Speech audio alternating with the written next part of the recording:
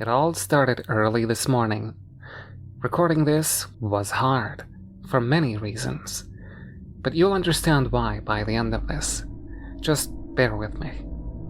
I had a craving for sushi, but I'd gotten off work way too late to pick up anything from the local hibachi place in town.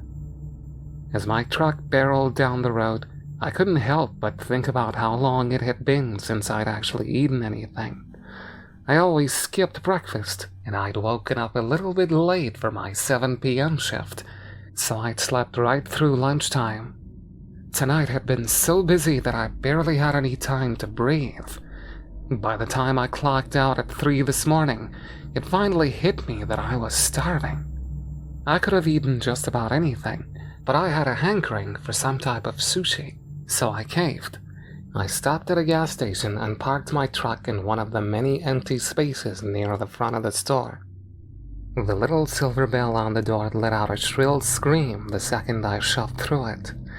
My work boots tracked in a bit of mud, but the floor looked like it hadn't been mopped in ages, so I didn't feel too bad. As I moved towards the back of the store where the deli items were located, my eyes landed on several types of sandwiches. Tuna salad, roasted chicken, honey-baked ham, and pimento cheese. There was a hot dog machine on the counter, the dogs wrinkled and dry.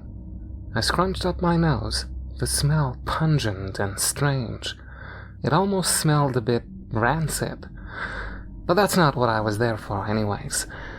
The second my eyes landed on the last box of sushi, I easily pushed that thought to the side. As I snatched it up, I peered through the clear container to try and figure out just what kind it was. It definitely wasn't fried, but it didn't look like any type of sashimi either.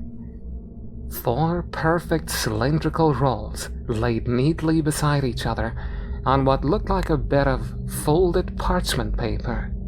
A dab of wasabi was smeared in the corner, and a few slices of thinly cut pickled ginger was nestled up next to it.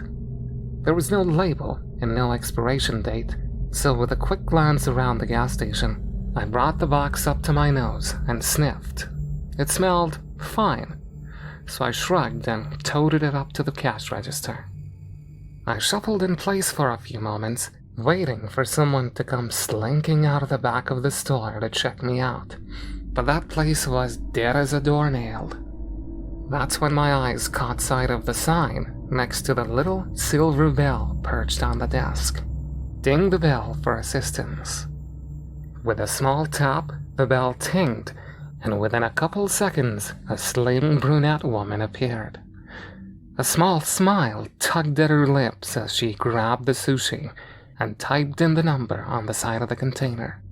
Is this all for you today? Her hands were already shoving it into the bag before I spoke.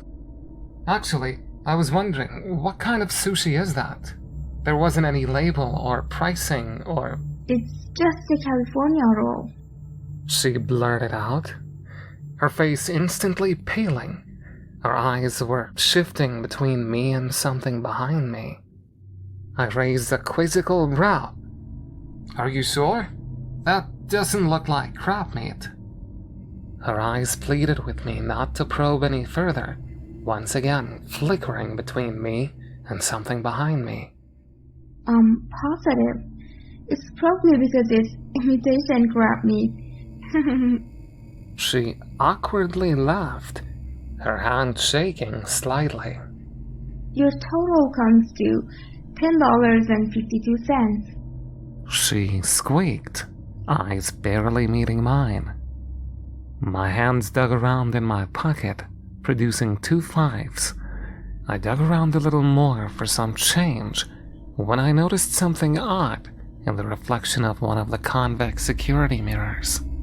A man stood near the back of the store, close to the restrooms. His hulking form took up the entirety of the small hallway as he leaned against the wall. Something sharp was nestled in his hand. The filthy fluorescent lights glinted off of the metal. I squinted my eyes and then paused. I dropped the change onto the counter, stilling, when I realized what he was clutching: a knife. A hand shot out to clutch my own, frightened blue eyes catching mine as her trembling lips mouthed something I couldn't quite make out. Regardless, she now knew that I knew what was going on. Despite wanting to dart out of that place like my pants were on fire, I couldn't help but feel some type of sympathy for the woman. She was much too small to fight him off, and I'd feel horrible if I just left her here to deal with this situation on her own.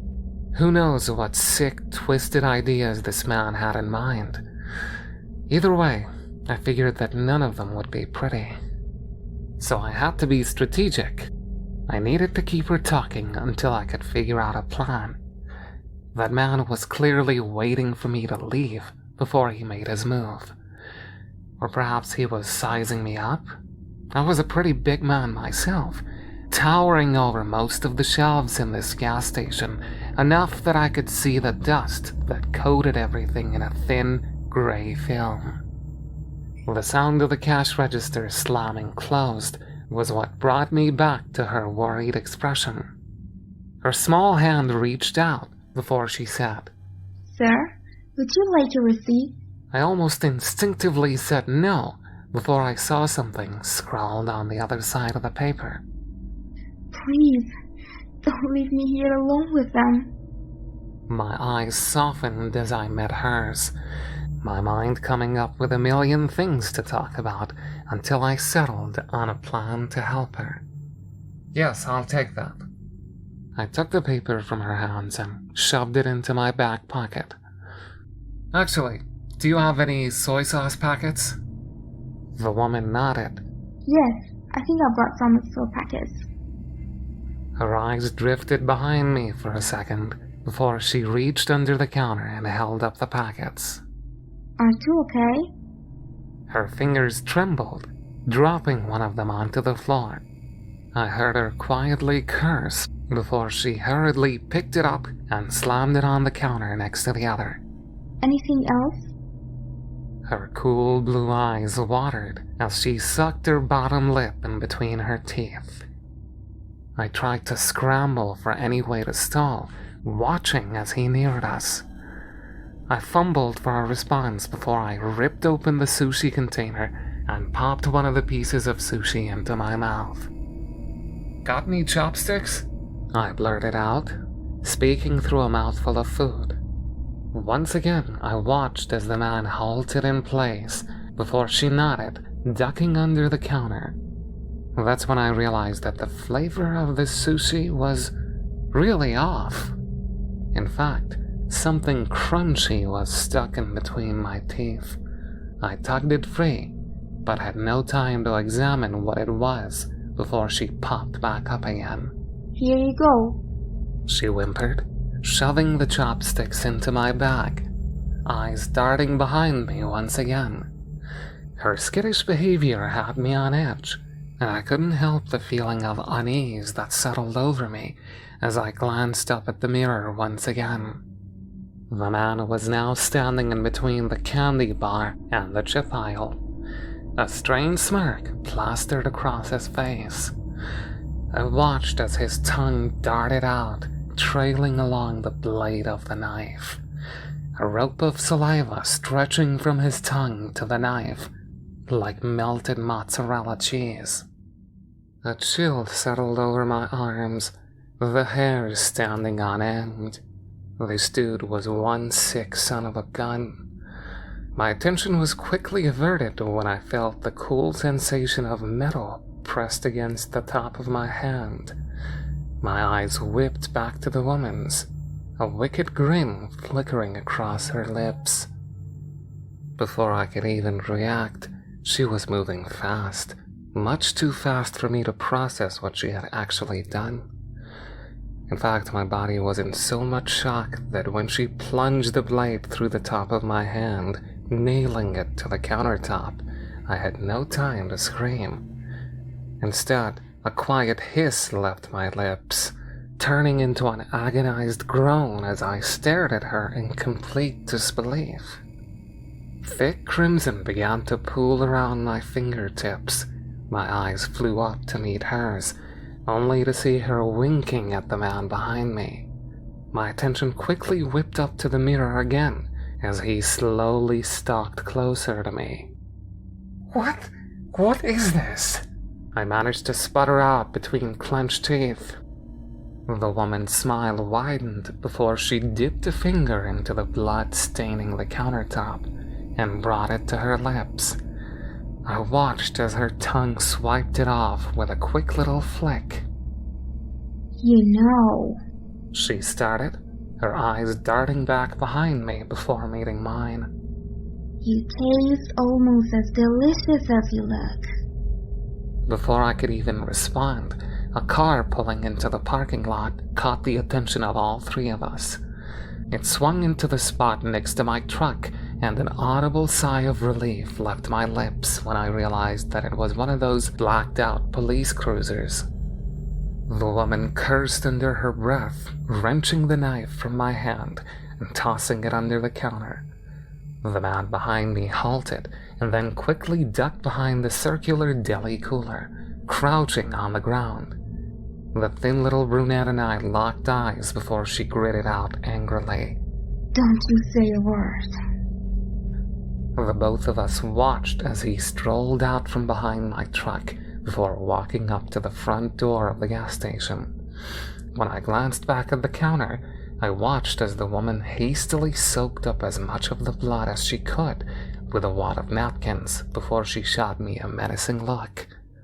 Shove your hand into your hoodie and don't you dare take it out. She threatened, tossing the napkins into the trash.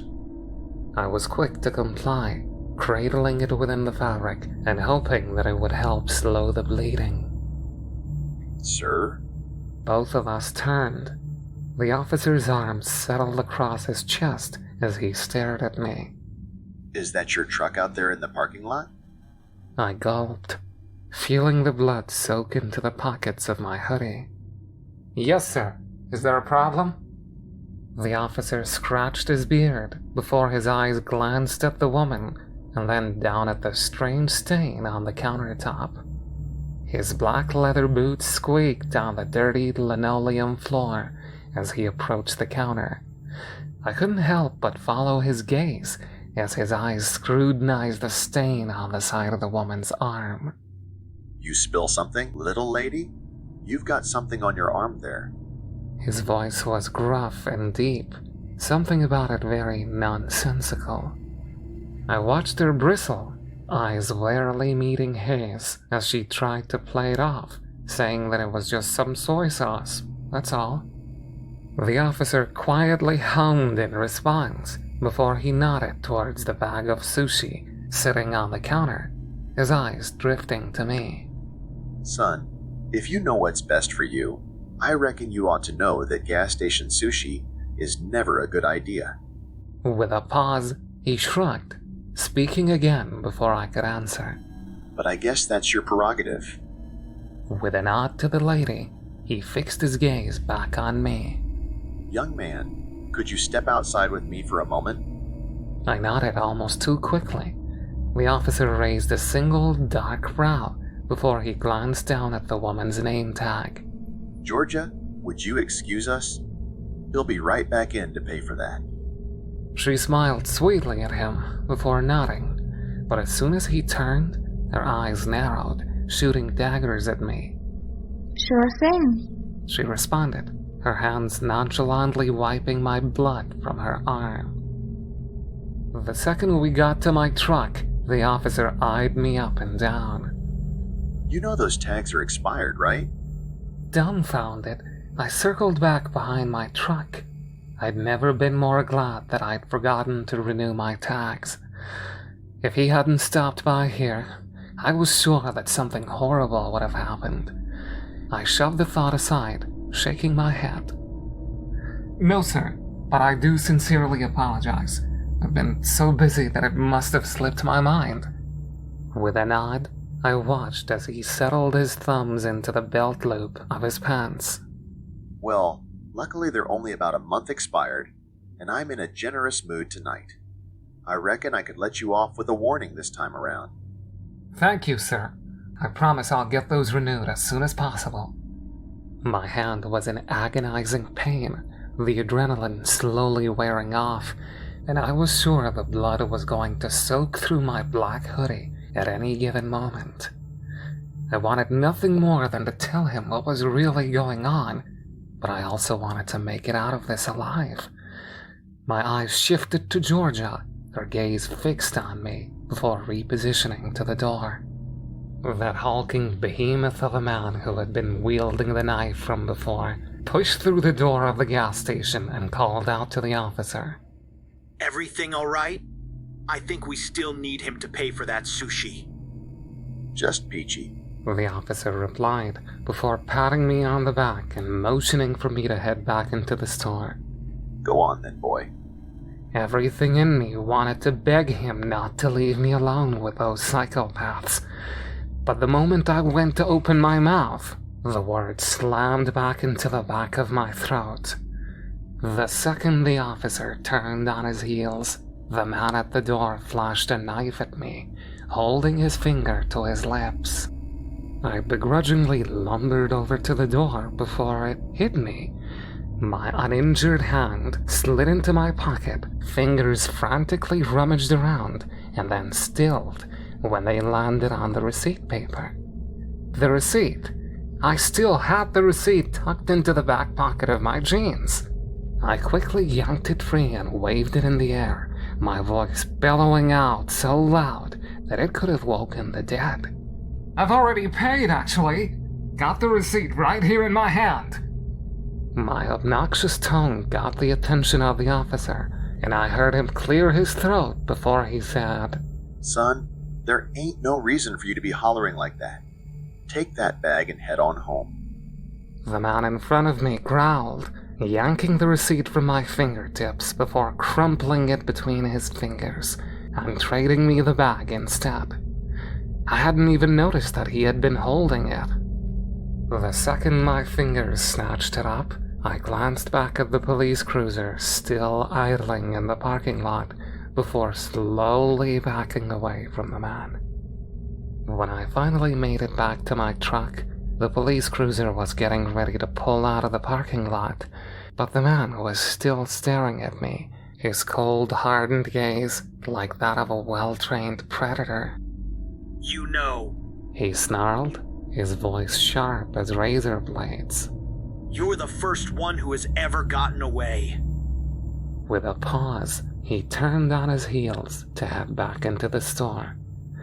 The last few words he muttered haunted me for the whole rest of the day. It's a shame. Really, we could have made so many sushi rolls out of you. Vomit crept up my throat as the bag slipped from my grasp. Fear coursed through me like white-hot lava as I slammed my truck door shut and shoved it into gear. I've never driven so fast in my life. When I finally pulled into my driveway, disbelief and disgust clawed at my insides. If I wasn't nauseous already, I certainly was now. My eyes slowly glanced down, and my stomach heaved. Blood had begun to seep into my jeans, the hoodie pockets now too full to contain it. When I finally stumbled into the house, my mouth crusted in vomit, my girlfriend was quick to jump into action. I'd never been more thankful to be dating a nurse. After she got me all stitched up, gauze and bandaging wrapping the entirety of my left palm, she quietly sat across from me, her eyes full of worry. Colton, what the heck happened tonight? With a shake of my head, I met her concerned gaze before managing to push a few words past trembling lips. Never eat gas station sushi. I promise you, food poisoning will be the least of your worries.